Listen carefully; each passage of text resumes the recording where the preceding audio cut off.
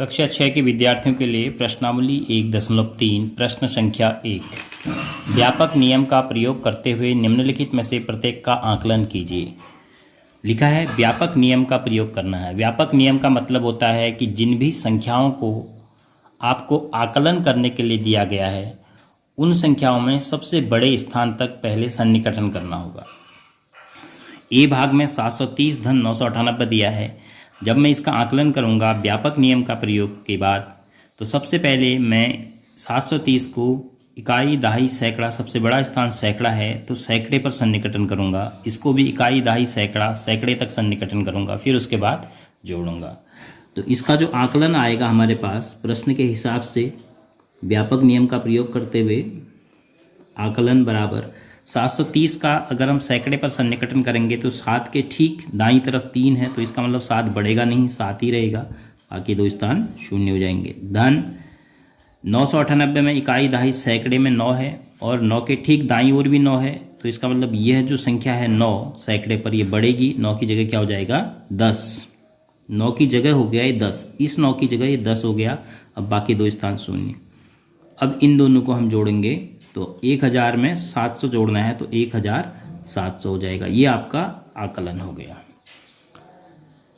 Part B में है 796 ऋण 314।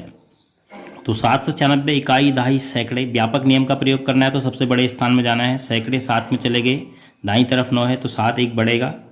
तो आकलन करने के लिए सबसे पहले हम सन्निकटन कर रहे हैं। तो सन्निकटन करने के बाद हमें पहली संख्या मिली 800। क्यों? क्योंकि 7 एक स्थान बढ़ जाएगा, 7 के दाईं ओर 5 से बड़ी संख्या 9 है।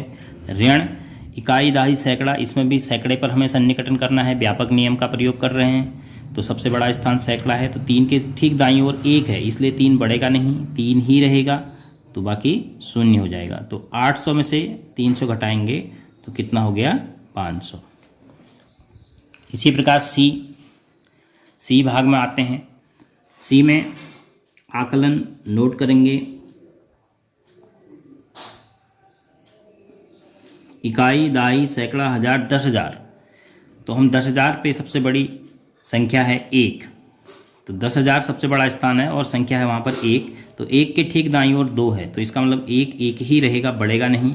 और बाकी सब 1 2 3 4 स्थान पर आप क्या रख देंगे शून्य। धन उसके बाद 2888, 2000, 1000 सबसे बड़ा स्थान है, इकाई दहाई सैकड़ा 1000, तो इसको हम सन्निकटन करेंगे 1000 तक। तो 2 के ठीक दाईं ओर 8 है जो कि 5 से बड़ी संख्या है, तो हम 2 की जगह 1 बढ़ा के 3 लिखेंगे, बाकी स्थान शून्य हो जाएंगे। तो 10,000 में 3000 जोड़ेंगे तो कितना हो जाएगा 13,000। इकाई में इकाई, दहाई में दहाई, ऐसे भी आप इसको जोड़ सकते हैं। अब डी है 28,292, तो पहले इसका आकलन नोट करते हैं।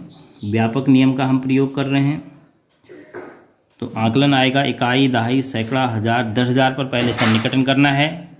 10,000 पर 2 है तो 2 की जगह कितना हो गया 3, 2 की जगह 3 हो गया, 1 2 3 4 ऋण, फिर उसके बाद इकाई दहाई सैकड़ा 1000, 10,000, 2 के तुरंत बाद 1 है तो 2 ही रहेगा, तो बाकी शून्य हो जाएंगे।